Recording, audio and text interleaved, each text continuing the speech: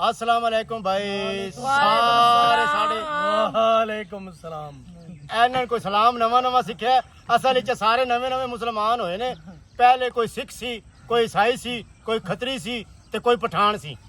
ਪਠਾਨ ਸਾਡੇ ਵਿੱਚ ਹੀ ਕੌਮ ਹੈ, ਮੁਸਲਮਾਨ ਹੁੰਦੇ ਨੇ। मुसलमान होंदे। ਅੱਛਾ ਫਿਰ ਠੀਕ ਹੈ ਭਾਜੀ। ਅੱਛਾ ਭਾਈ ਫਿਰ ਸਾਰਿਆਂ ਨੂੰ ਸਾਡੀ ਤਰਫੋਂ ਸਲਾਮ ਤੇ ਤੁਹਾਡੀ ਮੁਹੱਬਤਾਂ ਦਾ, ਤੁਹਾਡੇ ਪਿਆਰ ਦਾ ਬਹੁਤ ਬਹੁਤ ਸ਼ੁਕਰੀਆ। ਜਿਹੜੇ ਲੋਕਾਂ ਤੁਸੀਂ ਸਾਨੂੰ ਜਨਾਬ ਲਾਈਕ ਕੀਤਾ, ਸਾਨੂੰ ਸਪੋਰਟ ਦਿੱਤੀ ਤੇ ਅਸੀਂ ਇੱਕ ਪੇਜ ਵੀ ਬਣਾਇਆ ਹੈ ਫੇਸਬੁੱਕ ਤੇ। ਉਸ ਦਾ ਮੈਂ ਲਿੰਕ ਵੀ ਦੇ ਰਿਹਾ ਵੀਡੀਓ ਦੇ ਵਿੱਚ। ਉੱਥੇ ਜਾ ਕੇ ਉਸ ਫੇਸਬੁੱਕ ਪੇਜ ਦੇ ਲਿੰਕ ਨੂੰ ਕਲਿੱਕ ਕਰਕੇ ਉਹਨੂੰ ਫਾਲੋ ਜ਼ਰੂਰ ਕਰੋ। ਉਸ ਤੋਂ ਬਾਅਦ ਇਹ ਸਾਡੇ ਜਿਤਨੇ ਵੀ ਦੋਸਤ ਹਨ ਇਹਨਾਂ ਦੀ ਤਰਫੋਂ ਸਾਰੇ ਭਰਾਵਾਂ ਨੂੰ ਈਦ ਥੋੜਾ ਜਿਹਾ ਅਸੀਂ ਈਦ ਦਾ ਦੂਸਰਾ ਦਿਨ ਨੇ ਅਸੀਂ ਜਨਾਬ ਇੱਥੇ ਆਏ ਹਾਂ ਕਚਕੁੰਮੇ ਦੇ ਸ਼ਿਕਾਰ ਵਾਸਤੇ। ਲੇਕਿਨ ਕਚਕੁੰਮਾ ਇਹ ਕਿਹੜੀ ਸ਼ਾਇਦ ਸ਼ਿਕਾਰ ਹੈ? कचकुमा हिरन दा शिकार। हिरन का शिकार है। लेकिन हिरन सन लभ्या कोई नहीं। ਇਹ ਸਾਡੀ घर नहीं आई हुई है सरगोध चो स्पैशल डांस वेखण वास्ते।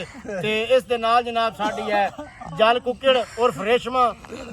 कैमरा मारो भाई रेशमा ते। ए जनाब साडी है रेशमा ते ए साडे जनाब अरसलान सिंधी साहब ते ए साडे जनाब शान मंगिश साहब ते ए ਅਸੀਂ ਇੱਕ ਨਵਾਂ छोर भर्ती कीता भाई। ਉਹਨਾਂ ਦਾ ਨਾਮ ਕਿਵੇਂ? भाई और दा नाम यूसुफ।